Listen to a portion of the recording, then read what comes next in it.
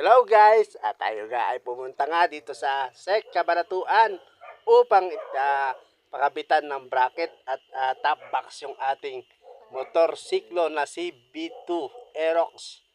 Ayan, at puro helmet nga ata itong napasok natin. Punta tayo dito sa top box. Ayan. So, marami tayong pagpipilian dahil maraming stock ngayon si SEC. Kaya ayan guys, ang daming magaganda, iba-ibang kulay. Yan yung ating napili. Ilagay doon sa ating Aerox B2.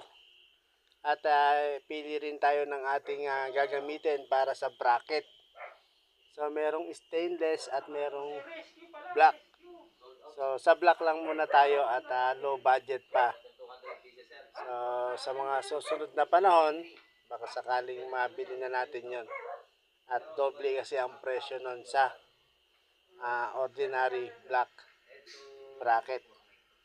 Ayan guys, ang dami nilang stock. Ito na nga at sinubaran na at tinanggal na yung clearings ng ating motor na si B2.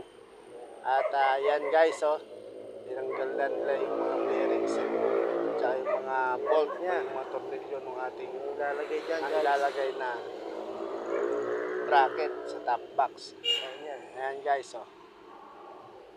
ayan, at ilalagay na ng ating kaibigan. Ayan, yan mismo yung may-ari ng SEC dito sa Cabanatuan.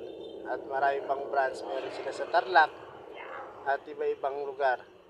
So siya rin ang mismong may-ari at siya mismo yung nagkabit ng ating bracket at ng ating top box na pinagawa. Yan. Bagamat busy, naisingit niya yung ating top box. Dito nga yan sa may Cabanatuan SEC Motor Supply. Ayan na guys, ang pakaganda at napakapogi ng B2. Ayan guys, thank you.